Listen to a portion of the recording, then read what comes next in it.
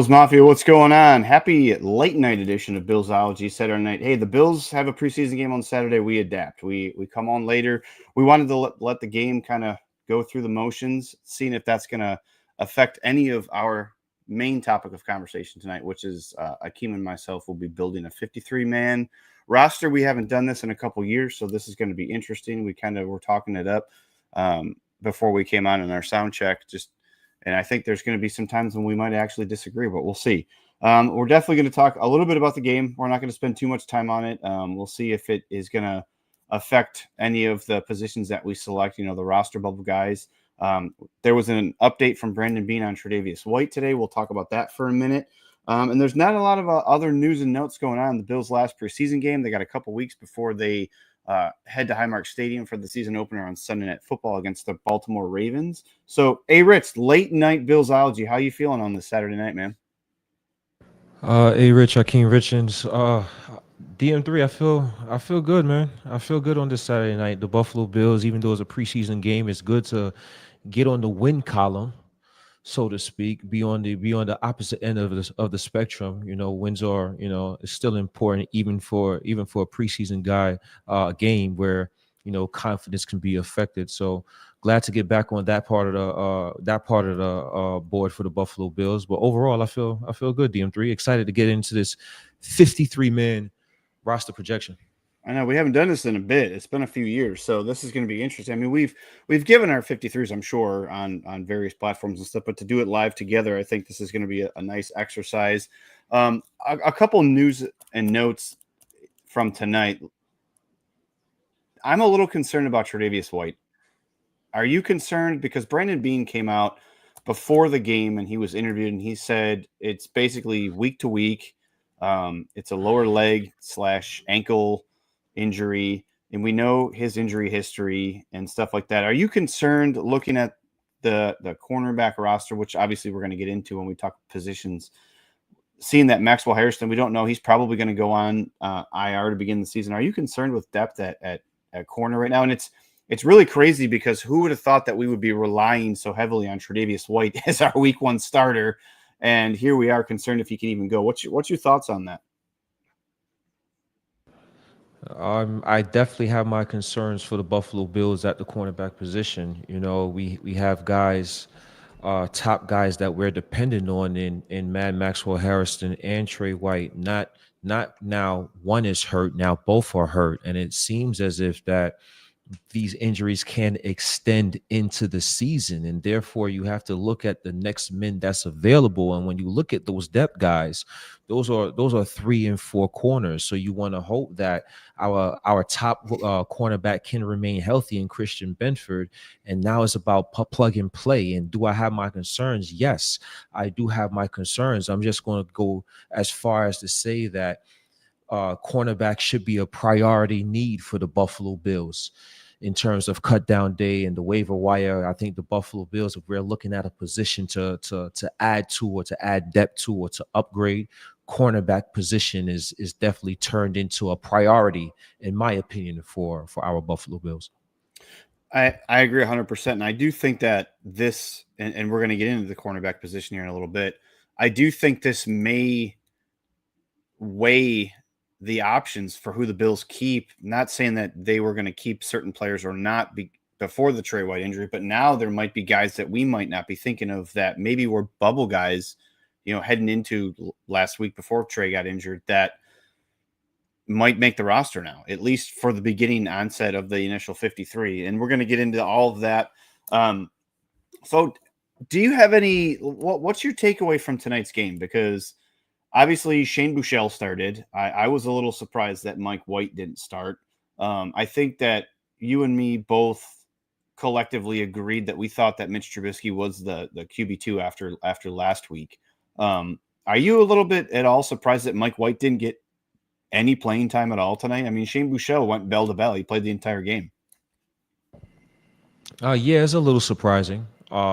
The first thing that you do think about, I believe you even alluded to it before our show, the first thing you do think about is showcasing, right? Are they trying to showcase Shane into possibly a late round draft pick, or showcase him just to other teams to see who may be interested in a possible backup quarterback come cutdown day. So I did find it very interesting that Mike White got no playing time at all, but I'm not surprised that now Mitch Trubisky. I thought coming into preseason that Mike White had a shot. Boy, was I wrong there, right after last week. But I do think Mitch has solidified himself as number 2, and now number 3 is, whether it's Shane or Mike. I'm thinking we'll get into it. I'm thinking practice squad for either guy.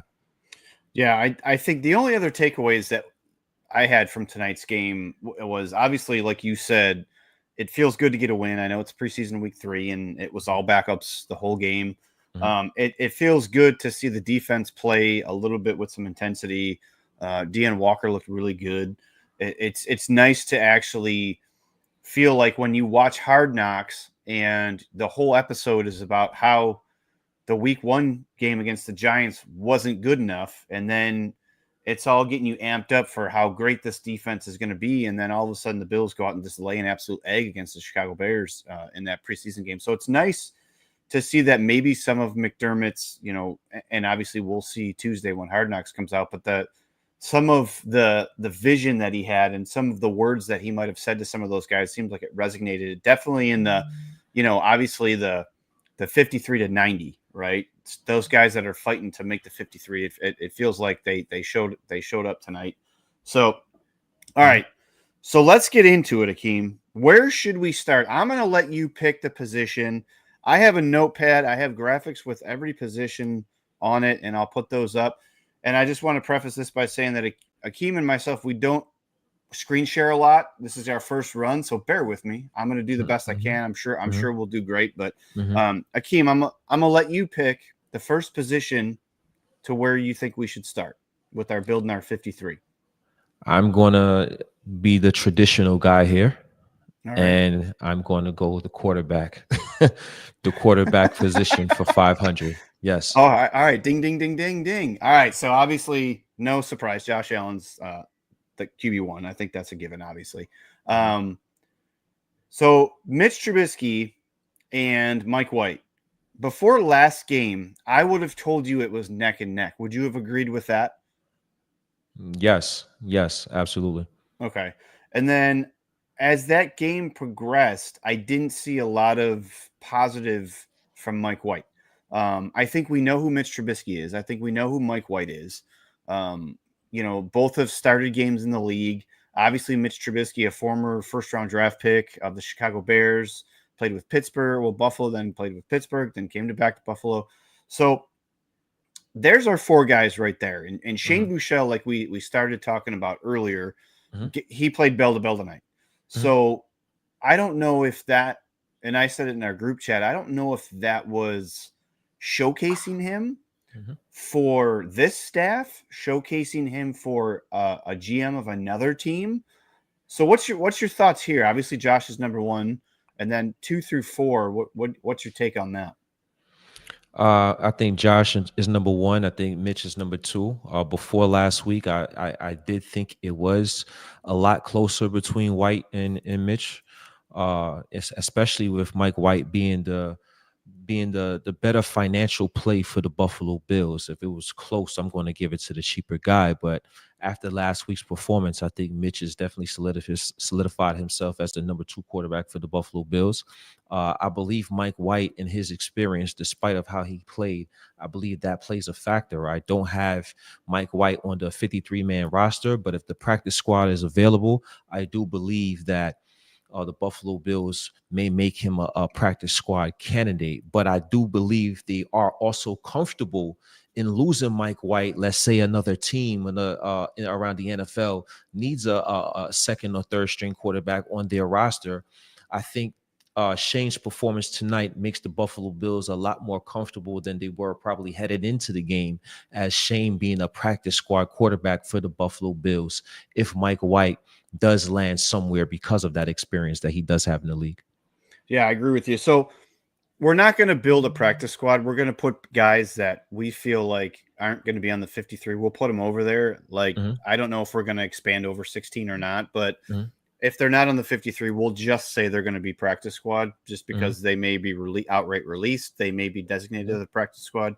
So, all right. So I got Shane Buechele going to the practice squad, and I got Mike White going to the practice squad. We'll see if they outright release Mike White, or maybe he's a trade candidate. I don't know. Late day 3 pick, maybe. I don't know. Brandon Beane seems to be able to have worked some magic with stuff like that before. So, all right. So let's go to running backs again. This is probably another layup. To me, obviously, James Cook, Ray Davis, Ty Johnson. That's running back 1, 2, and 3. How do you feel about Frank Gore Jr.? I put something out on social media earlier during the game, saying that I think Frank Gore Jr. is an NFL roster running back. It's not with the Bills, obviously, because they have the 3 guys under contract. So what's your thoughts on Frank Gore Jr.? I think you nailed it when we're talking about Frank Gore Jr. I do believe that he is talented enough to be on an NFL roster, and I think this is the year where that possibly can happen. I think he's shown glimpses of what he can do with the Buffalo Bills when given the opportunity. So he's definitely a practice squad guy guaranteed for the Buffalo Bills if he makes it that far. The Bills are just too talented at the running back position that the trio that they do have just can do a multitude of things to oppose threat to defenses. So Frank Gore is unfortunate that he's that odd man out. Hopefully, I'm being selfish here that we can keep him as a practice squad guy just in case. You never know what may happen throughout the course of the season, but he's definitely talented enough where he deserves to be on an NFL roster somewhere. Yeah, I do think that if they put him on the practice squad, they're going to – I don't know if they would protect him. I think he's going to get outright released, and they're going to give him an option. Like Brandon Beane always says, like he wants to give these guys the option to get picked up by somebody else. And I do think that for 2 off seasons now, even as a rookie last year and this year, I feel like he's a guy that you can – even if he's a running back 3, I think he's a guy that can be serviceable for a lot of teams. And there's a lot of teams out there that need running backs. It's just, unfortunately, it's just not the Bills. So, all right. So I got Frank Gore going to the practice squad. We'll see if that's where he lands, if that's where he stays. All right. So where do you want to go next? I'll let you pick the next one. Should we just keep going offense? You want to flip over to defense, or should we just go offense and then defense? How do you want to do it? You feeling exotic tonight? I feel like it's Billsology after dark, brother. Whatever you want. You know what? Let's flip on the defensive side of the ball. Let's go safeties. You want to go safety? Let's talk safeties. All right. Taylor Rapp, Cole Bishop, Cam Lewis, DeMar Hamlin, Derek Forrest, Garnett Hollis Jr., a guy that they just signed, and 𝐬𝐫𝐸 Alexander. So I'll let you go. This is one you picked. You lead it off. What's your thoughts? I believe they're going to go with, in terms of making the 53-man for the Buffalo Bills, Taylor Rapp is obviously a lock for that 53-man roster for the Buffalo Bills, that safety position. He's the best safety on the Buffalo Bills roster. You have Cole Bishop, who I think, are we satisfied with Cole Bishop's play? Are we satisfied with his performance? Us as fans, based on what we've seen, we're probably not as satisfied as we should be, especially a heavily invested pick like the 2nd round pick that we invested in Cole Bishop. We do want to see more. Of course, when you hear coaches, especially Bobby Babish, talk about Cole Bishop, you hear about the progression he makes. So he did make a solid play today. So I think he's a guy that the Buffalo Bills are going to have their growing pains with. I'm not sure if they're going to invest anything in the position come cut down day. I believe they're going to ride it out with Cole Bishop and hopefully he can progress as the season goes along. So definitely DeMar Hamlin, say what you want about him. He's definitely a core piece, in my opinion, for the Buffalo Bills, especially a core piece as a depth guy, as a depth piece. I believe he's more suitable and better for a depth role as a part of a starting role. And I have Cam Lewis also making the team as a safety, even though I do find more importance for Cam Lewis as our second nickel cornerback, because behind Teron Johnson, I'm not really sure who can play that position based on what I've seen throughout the course of the preseason. I'm thinking Cam Lewis is best suited for that, but I do have him listed as a safety. So I have those 4 safeties. Oh, excuse me. And I have you don't have Jordan Hancock up here, but I had Jordan Hancock up here as a safety. I believe he makes it as Yeah, well. I got him listed in with the cornerbacks. Okay. So Okay. So you don't think Derek Forrest makes the team? I haven't seen anything stand out that warrants a roster spot from Dark Forest. So no, I have the first 4, and then you have Hancock listed at corner, but I have him listed as safety, so he'll be my 5th safety. Yeah, I mean, shocking. I agree with everything you said. I am kind of torn on Cam Lewis though. And you guys all, if you know me, I have been a Cam Lewis stan for forever, just because of his versatility, and I know that Brandon Beane and Sean McDermott really value what he can bring to the team as far as, whatever he's been asked to do, he's done it. Mm-hmm. He's not a starting corner, he's not a starting safety, but I think he's a valuable piece to the roster. It ties into the cornerback because of Jordan Hancock. Does Jordan Hancock make Cam Lewis expendable? It's a cheaper version. It's a younger version. It's someone you can mold into that hybrid safety corner position if you want him to be backup nickel. And Jordan Hancock, for all accounts, has looked really good in training camp and preseason. So we could talk about that once we get to the corners. So for right now, I have obviously Taylor Rapp, Cole Bishop, Damar Hamlin, and Cam Lewis. I agree on those 4. So I guess that's my choice to pick next, huh? Yeah. So let's go back to the offensive side, and I'll give you another layup here. Tight ends. So the 2 locks obviously are Dawson Knox and Dalton Kincaid, just based off of longevity, contracts, draft status, things like that. Jackson Hawes didn't get a ton of playing time tonight. I think he only played in the first quarter. So that might be a good sign that he's locked. Now, he was a day 3 pick, so I think they expect a lot from him. And we've talked and touched on, how does he affect Alec Anderson in the 6 lineman role that the Bills roll out? What's your thoughts on Zach Davidson? And actually, first, before you answer that, so Dawson Knox, Dalton Kincaid, and Jackson Hawes, do you agree that those 3 guys are locks? Yes, I believe those are the 3 tight ends for the Buffalo Bills on the 53. Absolutely. Okay. So what's your thoughts on Zach Davidson? Obviously, he was the backup punter, and he punted tonight. He had a 62-yard punt, if anybody cares. But what's your thoughts on him? I believe he's a solid player. I just think that right now, based on the Buffalo Bills' needs and the way Zach Davidson is as a football player, I just think he's the odd man out. And what I mean is how he plays. He plays that same style as a Dawson Knox or as a Dalton Kincaid. He's a guy that you want to get out in space and catch the football. Unfortunately, we have 2 guys on the team that's better than him in doing that.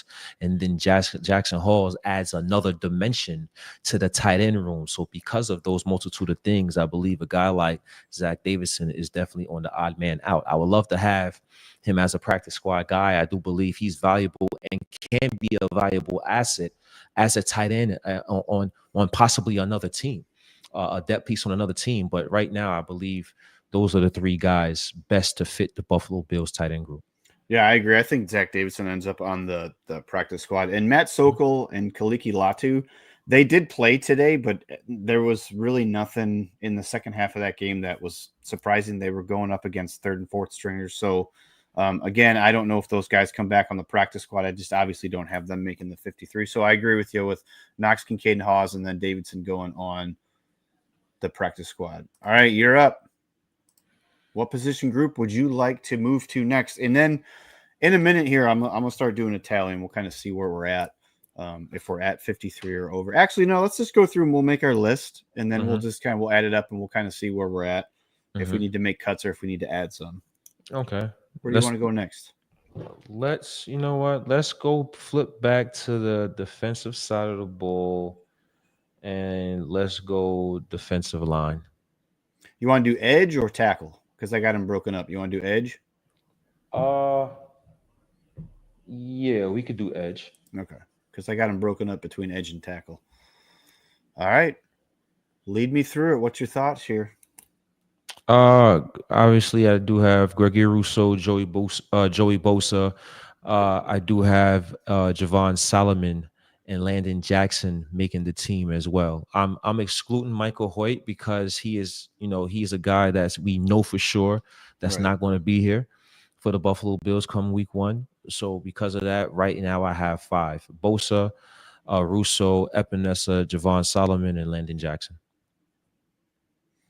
So, do you think that AJ Epinesa is the trade candidate when Michael Hoyt comes back? Do you Uh, think? Hold on, let me phrase it a different way. Do you think if Michael Hoyt wasn't suspended, that AJ Epinesa would make the roster? I believe if Michael Hoyt wasn't suspended, it would definitely give the Buffalo Bills front office more flexibility to make a move if they wanted to. Now I think it's more, cause for concern. I do believe he's more of a valuable piece now that we do have the suspensions, because Javon Solomon, he's still a young player. Landon Jackson's still a young player. AJ Epinesa do provide experience, and he does provide pop, at least for the first half of seasons he's played the last couple of years for the Buffalo Bills. He's been a useful force for the Bills early on. So hopefully he can rekindle that like he's done in the past and be the force we need him to be now. Probably like we wasn't expecting before we found out about the suspensions. I agree. I think 5 is the right number. And obviously, well, we can do defensive tackles next. That Mm-hmm. because that'll kind of show how we map Mm-hmm. out the defensive line. Because typically, I believe the Bills keep 10, if I'm not mistaken. They Mm-hmm. keep around 10. Mm-hmm. Now that could change based off of if it's an edge or if it's a tackle. That could change based off of, you know, these guys that are going to be on suspension that we'll talk about here in a minute. We talked about Michael Hoyt already. We'll talk about Larry Ogunjobi here in a second.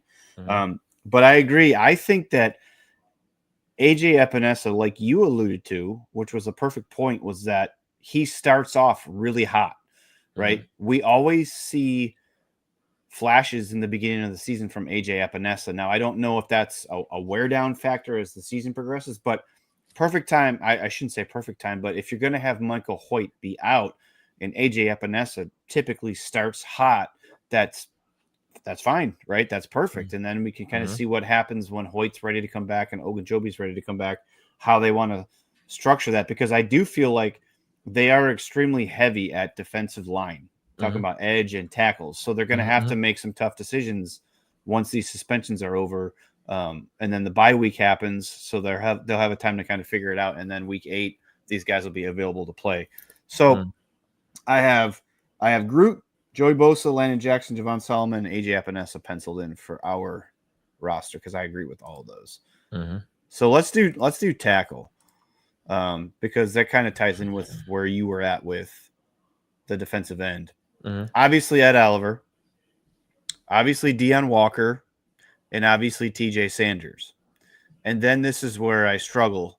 Larry Ogunjobi, I believe he's going to be on the roster because he was paid over $4 million after they prorated it based off of his suspension. He's Mm-hmm. going to be on the roster. I feel like Mm-hmm. I'm pretty confident. So I Mm-hmm. have Ed Oliver, Larry Ogunjobi, Deion Walker, and TJ Sanders. What's your thoughts on DaQuan Jones? What's your thoughts there on him?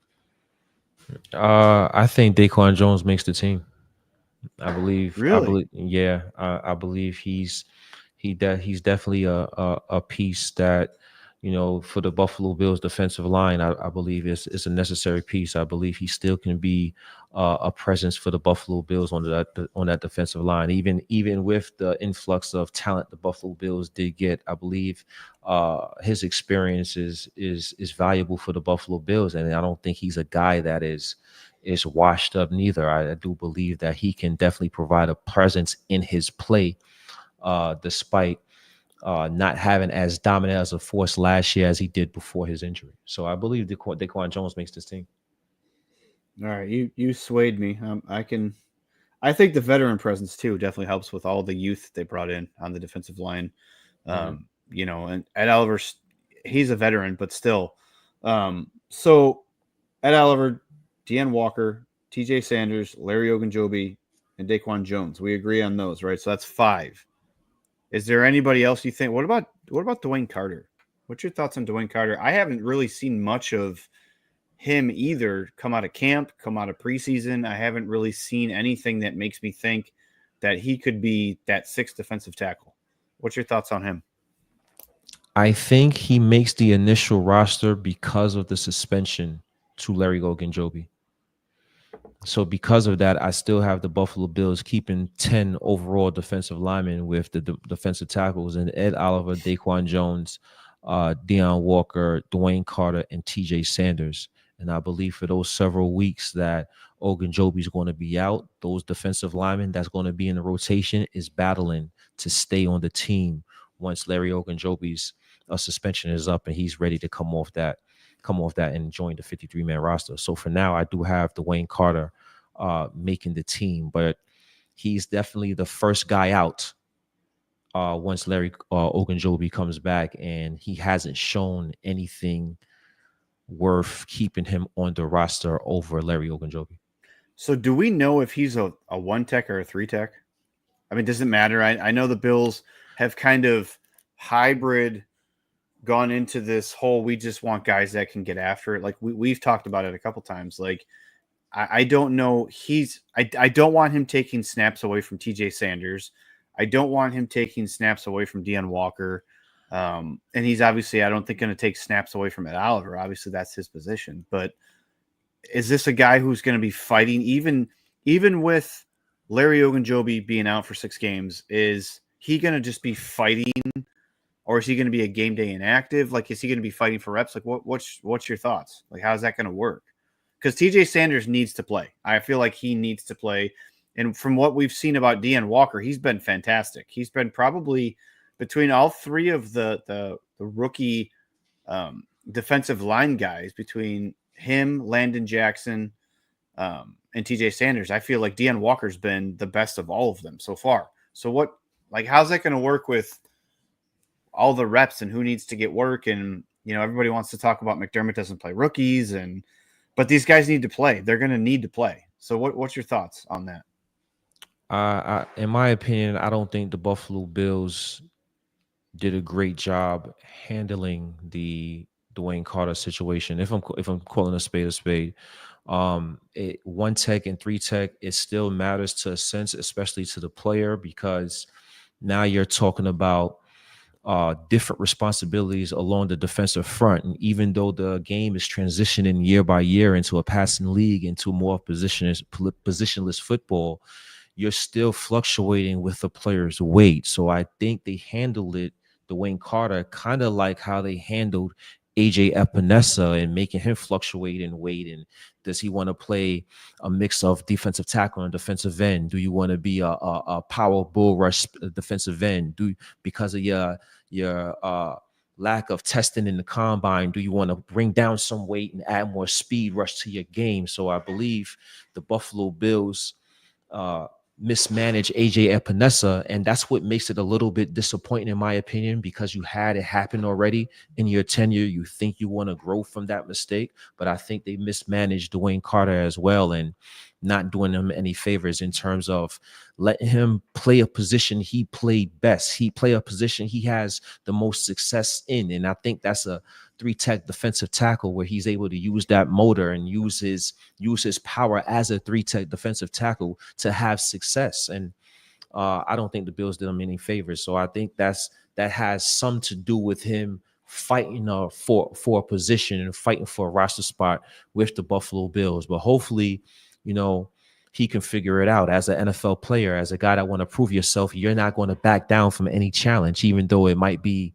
up against the wall for you. So we'll see how DeWayne Carter handles it. I gotcha. Yeah, I mean, like I said, he might be, like you alluded to, he might be the odd man out once Larry Ogunjobi comes back. I mean, the good thing, that I guess the best scenario possible is that, AJ Epinesa and DeWayne Carter are playing fairly well in the rotational roles, and they could be trade assets for somebody when it comes to either the trade deadline or, even before then. So we'll see. But 10 defensive linemen, I think that's what has been the standard for Sean McDermott the last handful of years. They've always had 10 with his rotation. So cool. All right, before we move on, everybody smash the like button. If you guys are wherever you're watching this, if you could do us a solid, smash that like button. That helps us in all the algorithms, YouTube, Facebook, X. Drop comments. Like, tell us what your thoughts are as we're going along here. If you guys are watching on the rewatch, put your comments in there. You know, do you agree with us? Do you disagree with us? Like, what's your thoughts on every position? Who should and shouldn't make the roster? Things like that. And if you're watching it anywhere, share it. Please share the link to the show. Let's get more people in here. All right. So it's your turn again. I picked defensive tackle, so now it's your go. It's your turn. My go. Let's go offensive line or offensive tackle or however you want to. Yeah, we got an offensive line. Okay, offensive.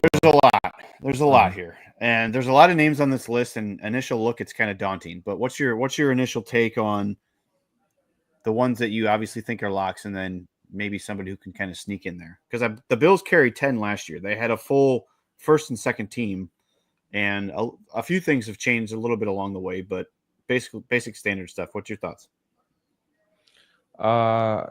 And you know, I think the Buffalo Bills, they have some depth along the offensive line as well. It's going to be interesting to see what they do in the back end. But this year, I got the Buffalo Bills keeping 9 offensive linemen. Obviously, just 9. 9, yeah. All right, let's hear them. I have Deion Dawkins, right? David Edwards, Connor McGovern, Spencer Brown, Osiris Torrance, Tyler Grable, Ryan Vandermark, SVP, and I have Alec Anderson making the team. All right, say it again. You got Dawkins, Edwards, McGovern, Torrance, Spencer Brown, Alec Anderson, Tyler Grable. You said Cedric. You said Cedric Van Pran-Granger, right? Correct. And then who was the other one? Vandermark. Ryan Vandermark.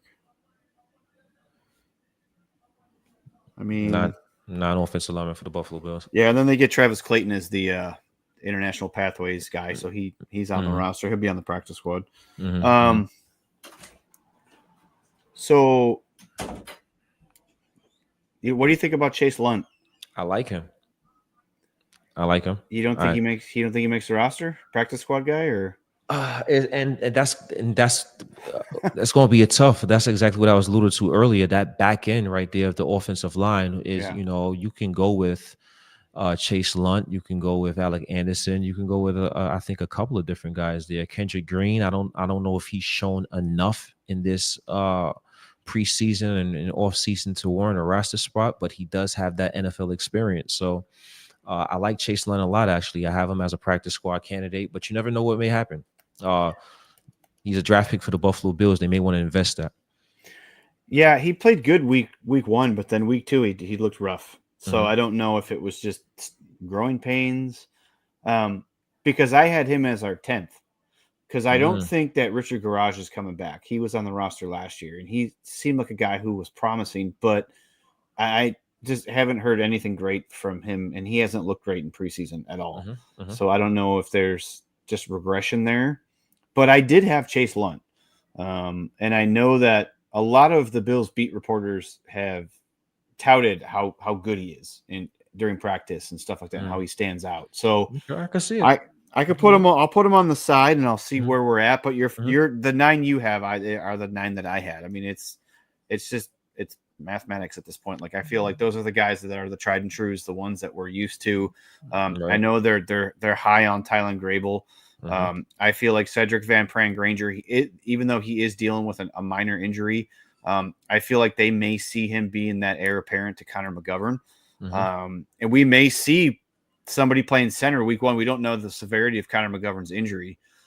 He's missed a lot of practice the past week and a half. So, and he didn't play against the Bears. He didn't even suit against the Bears. So I know they like Alec Anderson a lot. I don't know if he's a guy that they can shift into a starting role in case Mike Edwards, who's on an expiring contract, is gone after this year. But they have a lot of depth, which is nice, because the first couple of years that after the Bills drafted Josh Allen, it was like he was running for his life, and we were like, you got to invest. And Brandon Beane has invested a lot.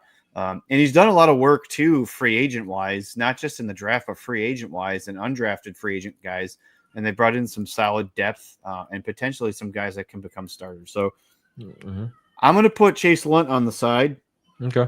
And then we'll see where we're at with at when we get to the end, because I know they like to have those. They like to have the practices with the two lines, the two complete lines. So we'll go from there.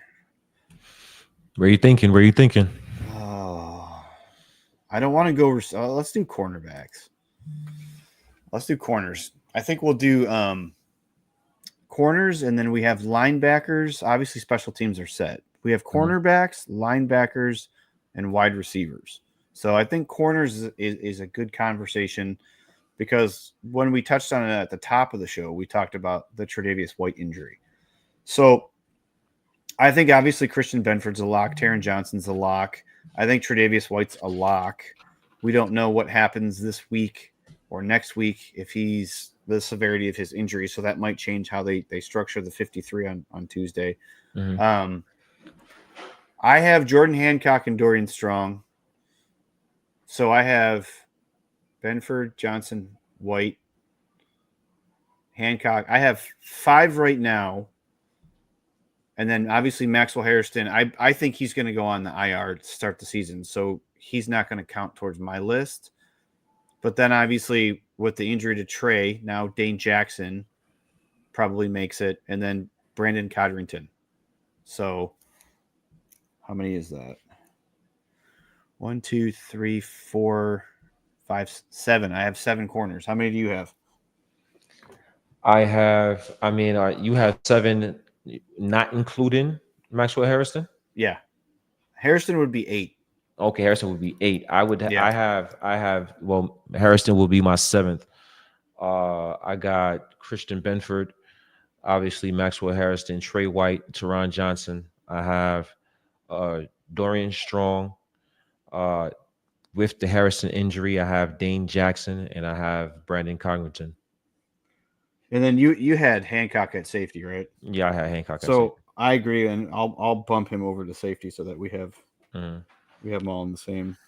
Yeah, Codrington, just in my opinion, he's the best returner on the Buffalo Bills. I know people like 𝐬𝐵𝐾𝐿 Shenault, but Brandon Codrington, and I don't think it's even close either. I just think he provides enough from that standpoint, from that vantage point, to warrant a roster spot. And I like him a lot on our special teams. So we got Trey White, Christian Benford, Taron Johnson, Dorian Strong, Brandon Codrington. Did you say Dane Jackson? Yeah, I said Dane Jackson. Okay. So who am I missing? Oh, we moved Hancock over to safety. That's why. So we got. So what are we doing with Hairston? Are we saying he's going to go on IR? Yeah, we're going to do IR for him. Yeah, he's going to go on IR. So he's not going to count. So we have 1, 2, 3, 4, 5. So we have 6. Is that right? We have 6 with and then Hairston's 7, and then Hairston Hancock 7. Yeah, Hancock's over at safety. All right, I agree with that. I don't think anybody else. The only thing that concerned me a little bit, I somewhat agree with Brandon Codrington, only because no one else has taken the spot away from him for as far as returns. They're not going to give it to Shakir, obviously. That in a pinch, if they need it, if it's an important part of a game and they just need someone to fair catch a punt, fine, like the Micah Hyde effect. Shenault hasn't really done it. The first preseason game he returned kicks and a punt, and he was playing gunner. I didn't really see him that much at all tonight. In fact, Brandon Codrington was returning punts in the third quarter, or returning a kick to start the third quarter, which was a little concerning, because if something happens, like, then what? What's plan number 2? I mean, I guess you can have Ty Johnson, I guess, do it because he's already on the roster. But so we agree, 6 corners. I think this is a position as well that could be, like I was talking about earlier, be a position that they look to add depth or even try to upgrade. We heard earlier this week that Asante Samuel Jr. Paid a visit to the Buffalo Bills. We'll see what happens there, how that pans out, and we'll see who comes available come cut down day. There are good players that get cut that's just in bad position, and so will the Buffalo Bills utilize that day? I think that's a need in the cornerback position along the depth chart, and I think the Buffalo Bills should absolutely look to upgrade that position. Major Cole just said What's your thoughts on why they haven't come on added depth after the Trey White injury? So Got to, especially with him being hurt as well. Got to add. And I think too, Brendan Bean has always been one of those guys that next week you'll see some movement. Once they get to 53, it won't be set. There will be somebody will be a surprise cut, like the Jordan Phillips effect, right? Like that's how they landed Jordan Phillips. He was cut after he made the 53, and then the Dolphins decided to cut him for whatever reason, and then Brandon Bean picked him up, and he always played well in Buffalo. So we'll see what happens. If Maxwell Harrison and Tre'Davious White weren't injured, Harrison, obviously, as we talked, potentially going on IR, and Tre'Davious White, we don't know the severity of his injury yet.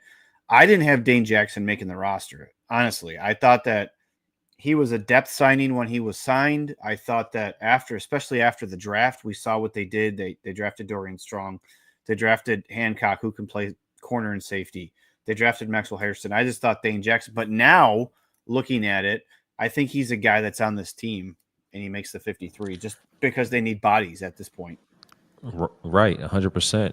And I also think that's a guy that they can look to upgrade from as well. I really like Asante Samuel in that situation. He could play a little bit of slot corner. He could play a little outside corner. The Buffalo Bills need it. So we'll see what happens. Injuries history doesn't concern you with Samuel? At this point, with the Buffalo Bills, a lot of people are going down, so next man up. Yeah, I agree. All right. Let us know in the comments what you guys think. Should the Bills add a corner? Is 6 the right number? How are we looking? All right, let's go linebacker. That's I think we made this may be our first disagreement here, or in-depth disagreement, I should say, because I think you've swayed me in most of the stuff that we've done so far. So, obviously, Matt Milano, Terrell Bernard, Dorian Williams. And I would say Joe Andreessen's a lock. Those 4 guys. After that, what's your thoughts on Eddie Ulofoshio, Jimmy Charlo, and then Shaq Thompson? Because Keontae Jenkins, I believe that's a depth guy. I believe that's probably a practice squad guy. I really like what I've seen from Jimmy Charlo this preseason. He's definitely popped out. Obviously, he made Baldy's breakdowns. He's popped out in multiple weeks. I really like what I've seen from him. Unfortunately, I'm hoping he'll be a practice squad guy. I do not have him making the team. I have the 5th linebacker as Shaq Thompson. Really? Yeah, I think Shaq Thompson was going to make that team. I don't know why my dog is out there barking. But I think Shaq Thompson is going to be that guy. I think the familiarity with, Brandon Bean and that Carolina connection in the past, he's looked healthy. He's looked better than he's had the last couple of years, coming back from battling injuries. I have Shaq Thompson as the 5th linebacker for the Bills. Interesting. I had 6. I had Jimmy Charlo making the team because he's looked good. McDermott was very poignant, very specific when he said on Hard Knocks, I need 3 guys that are just going to play special teams. He said that. Like he came flat out and said there's going to be 3 guys that are going to make this roster just to play special teams. And I don't know who those other guys are. I think Jimmy Charlo is that guy. I don't know if Eddie Ulofoshio is a guy who plays special teams tonight, and I know he does, but is he pushing, any of the other linebackers, or is he going to be a practice or a game day inactive? I know they spent draft capital on him and they're trying to develop him, but I think that Jimmy Charlo, from all accounts, everywhere you see on social media, they even had a segment on him on Hard Knocks. Like he showed out. He was a tryout guy, and he showed up and he outperformed everybody else that tried out. So I think he could be that guy that just plays special teams, that Tyler Matakevich role that the Bills went away from for salary cap reasons. Siran Neal, guy that was just, hey, you're a gunner, go make a tackle on punts and kicks. So I don't know. Maybe we'll put him to the side and see if we have room for him. I like the case. I like Charles. He's done nothing but impress. All right, I'll put him on the side with Chase Lunt if we have room. Because he was basically a nobody until last couple weeks. Like he showed up and he's performed. So But the other ones, I agree with you, and I really hope, for selfish reasons, I hope that Shaq Thompson works out, just because I think that he was an all-world player. Obviously, injuries have slowed him down a ton in age, but I want him to work out because I know he's a hell of a guy. He's a hell of a player, and I think it would be nice if he has to play. If, knock on wood, Milano Bernard go down, because let's call a spade here. Matt Milano has looked great, right? From all accounts, Matt Milano has looked like old Matt Milano of previous years, but it's Matt Milano. Like we know his injury history, right? Terrell Bernard even gets banged up, right?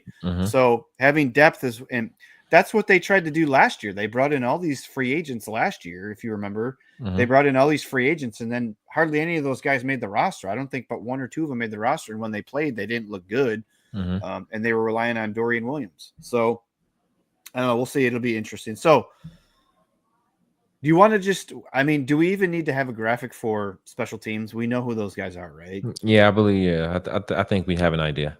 Tyler Bass, Brad Robbins, and Reed Ferguson, right? If anything, they cut Reed Ferguson again to, let him go hang out in the parking lot. And he signed a long-term contract, so he did. He's good. So the only position left is the wide receiver position, the most talked about position group on the Buffalo Bills since February, through free agency, through the draft, after the draft, up until now. Locks. What's your locks for the Bills wide receivers? Bills wide receiver locks: Khalil Shakir. Yep. Keon Coleman. Yep. Joshua Palmer. Yep. Tyrell Shavers. Is a lock? Yes. Woo! I believe he solidified himself as the 6th receiver for the Buffalo Bills. You think he's a lock? I think he's wide receiver 6, if I'm being honest. I think he makes the roster. You're not sold on Curtis Samuel and Elijah Moore? I am. Okay. I believe those are the 6 that make the team. All right. So, I thought this was going to be more difficult. No, not at all. I thought you probably had Curtis Samuel, because I know there's been a lot of talks about what Curtis Samuel and, his injury history and now his illness. And I know a lot of people is like, okay, this guy could be expendable if he's never available. But I believe Curtis Samuel is definitely on this roster for at least this year. At the end of this year, it could probably be a different discussion. But at least for this year, I believe Curtis Samuel is going to be on the team for the Buffalo Bills. He is still, when I'm looking at this list, in my opinion, he's the best yards after the catch receiver for the Buffalo Bills. He's explosive. He does a lot of different things as a gadget player, receiver type guy for the Buffalo Bills. And I believe Elijah Moore, even though he hasn't done much, I believe he can do more with a player like Josh Allen. And I believe his skill set is something that shouldn't be ignored as well. And when you add in Tyrell Shavers and he adds more size and stability to the Buffalo Bills wide receiver room, I believe this is the best 6, the most talented 6 for Josh Allen as a quarterback and for the Buffalo Bills to succeed. I agree with you 100%. And the Curtis Samuel thing too, everybody, I get it. It's annoying, right? He can't stay healthy. He missed the game because of an illness. He didn't even travel with the team. But that contract is it is what it is. It's not as bad as the Von Miller contract, but it's like, if you cut him, it's $12 million that you're just giving away, right? So I can see a situation where if he's consistently injured throughout the season, maybe they release him later on. I don't know, but he's going to be on the roster. And Elijah Moore, to me, I was excited about Elijah Moore. I thought that he was the guy that they would have went after earlier in free agency. I honestly did. I thought that he would be a guy that they really liked based on his skill set, right? He's a small, fast, athletic version somewhat of John Brown, right? Which the Bills need. They need a guy that's fast, right? They need a guy that can get downfield fast. It was confusing how he was being used in preseason. And a lot of people were saying, see, he's out there in the third quarter. He's not a lock. I think that McDermott needs to get him reps. I think that's what it was. It just boiled down to he just needs some targets because he hasn't gotten a ton of playing time. So he needs to get out there and get some reps, things like that. Same with Brandon Codrington.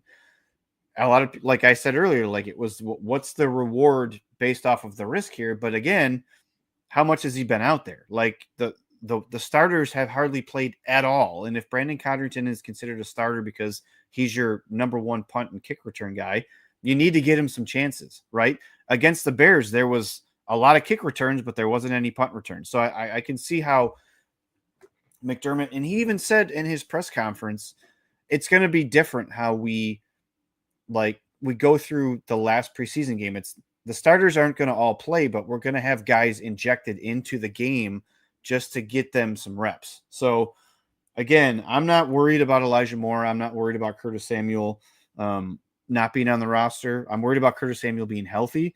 And like you said, I do believe Tyrell Shavers has done everything they've asked him to do, right? He's a gunner on returns. Whenever his number's been called, he's made plays, whether it's from Mitch Trubisky or Mike White or Shane Buechele. Like, he's not even catching passes from Josh Allen yet, so we don't know what that looks like. So I think he's done enough to make the roster. So I'm going to add him up, and so there's not a moment of silence here. I got you. Why you All adding right. up? Why you adding up? I'm a compound on the wide receiver talk a little bit. And at the end of the day, right? It's about what players can do, and now what can our coach do to maximize the player's skill set. And when you look at a wide receiver room, what do you want out of a wide receiver group? Out there group, you want somebody that can create some separation and get open. Well, that's supposed to be Josh Palmer. You want to be able to have a guy that could be physical at the point of attack, be a 50-50 contest guy, be a guy that can bail your quarterback out at times because you are that type of player. That is what Keon Coleman is, right? You want to have that yak player. You want to have that guy that when he get the ball in his hands, he now turns into a running back and he can make 5-yard plays into 20-yard plays. When healthy, I believe Curtis Samuel is that.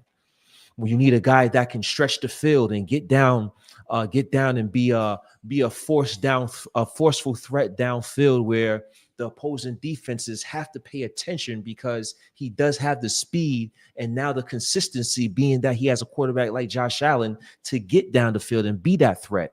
I believe Elijah Moore can be that guy.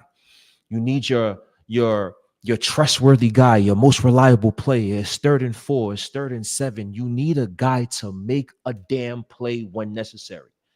That is what 𝐾𝐨𝐴 is for, right? So I think we have a good wide receiver room that do different things to maximize the overall talent. And I believe it's up to Joe Brady to maximize these guys' success. I believe it's up to Joe Brady to be that guy to get better as an offensive coordinator this offseason, just as much as players need to get better as individual players in the offseason as well. So I think Joe Brady and the wide receiving core, we're going to see how much they gotten better this year for the Bills. You want to know how many we got? How many we got? Take a guess.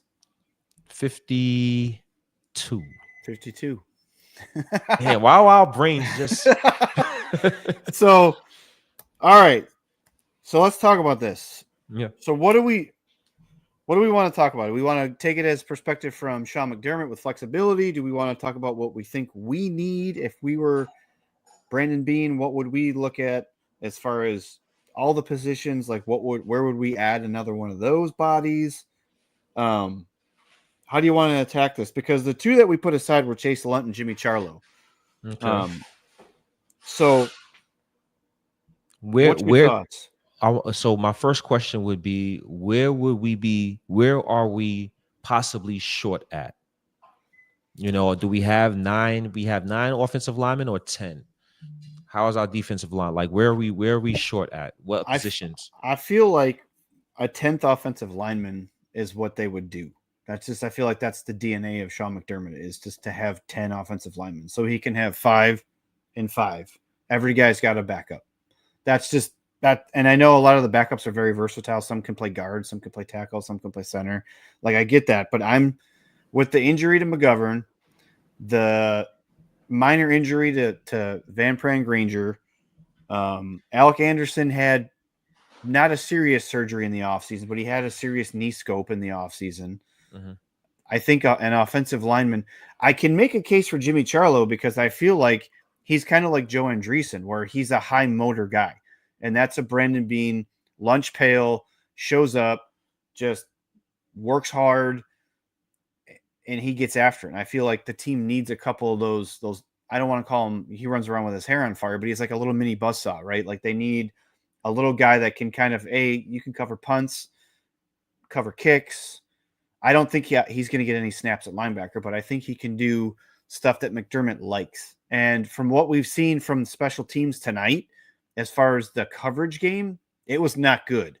Now, I don't know if Charlo was a part of that being not good, and maybe there was some missed assignments on his aspect. But if I had to lean one or the other, I would go with another offensive lineman. I just feel like that's their DNA. That's what they like. And then put Charlo on the practice squad. And I don't think he'll get picked up because he was a tryout player.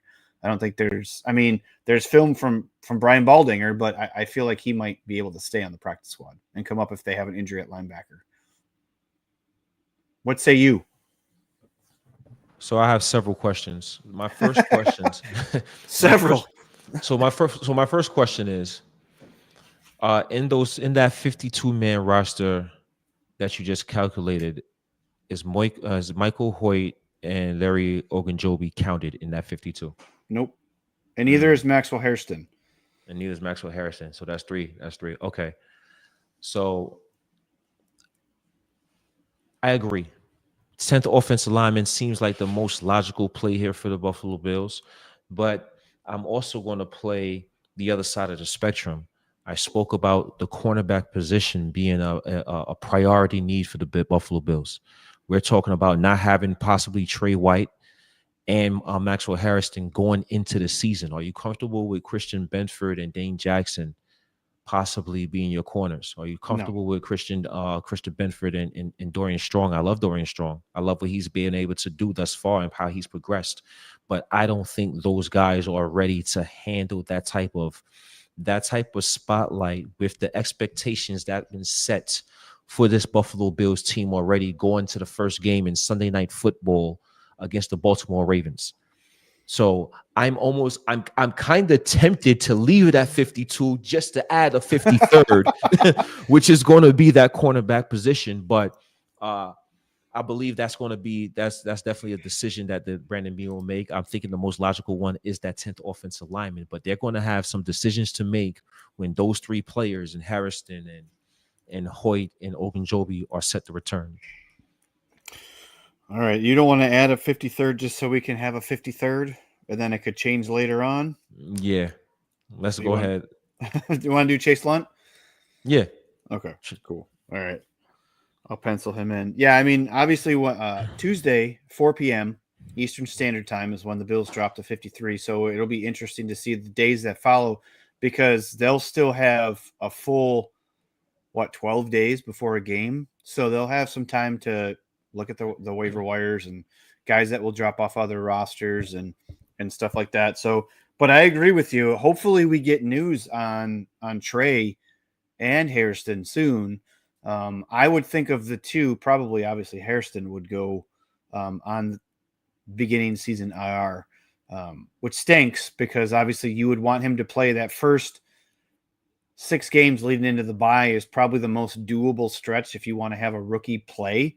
But a lot of the consensus thoughts from a lot of Bills fans and a lot of the media people was that Trey was going to start and it was going to be, Hairston was going to be groomed into that starting position anyways. So it'll be interesting to see, but I definitely think that they need to address corner, and they probably will. Knowing Brandon Beane, he'll probably find something somewhere. Somebody will fall off a roster, and they'll pick somebody up because the guys that they've brought in and swapped out, I think, are just part of the 90 so that they could have a game tonight. Honestly, a lot of the guys that played tonight aren't guys that you're going to see even on the practice squad. So I didn't even list a handful of the guys in some of the position groups just because I didn't think that they would sniff the 53 or the practice squad. So, all right. Well, that's our 53. Let us know in the comments section what you guys think. Do you agree, disagree? What would you change? How would you change it? I'll put some stuff out on social media probably before Monday, I'll put our graphics out so everybody can kind of see our picks and break them down by position and stuff like that. So, all right, Akeem, we made it in an hour. I'm kind of surprised that we made it in an hour. But again, we share a brain, and a lot of the thoughts that we had were basically joint thoughts about most of the players that have been on the roster and will make this roster. So, anything else before we get out of here? One question before you go: Who is your Yes. biggest roster bubble player? Like, who was your 54th guy? Well, Jimmy Charlo, apparently. What about you? Thinking of a name that we haven't spoke about. I've seen some in the comment section. 𝐾𝐨 Really? 𝐾𝐨 I haven't. I've seen more from 𝐾𝐨 than Elijah Moore. If we're talking specifically on gameplay. True. You know, I like a block. He popped out. He made a nice block earlier today. He made some. He made some catches. He had a touchdown. I like how I liked how he performed this preseason. Do you feel like, and this is kind of probably not a great question to ask because who knows what Joe Brady's doing with his play call sometimes. Do you feel like 𝐾𝐨, the routes that he was running and the routes that Elijah Moore was running, it's easy to come to the conclusion that 𝐾𝐨 was more, and this is not a knock on your take. I'm not knocking your take at all. No. But 𝐾𝐨 was running different routes. Elijah Moore was running screen routes and little 6 and 7 yard quick routes where 𝐾𝐨 was running downfield. They were letting him create separation downfield in different aspects of the game. What's your take on that? Like, is that just this? Because I felt like there was no variety for Elijah Moore. It was just like last week, obviously he had the 2 drops, didn't help his case. And then this week, that was that screen pass. The first one he caught was like a -2 yard gain. And then he had a catch that was like 9 yards. It was nothing where like 𝐾𝐨 caught that 30-yard pass and it was like, 15, 18 yards downfield air yards. And then he took off after that. But like, what's your thoughts on that? You think that weighs differently on how we should compare the 2 guys as far as routes and production and stuff like that? No, not necessarily.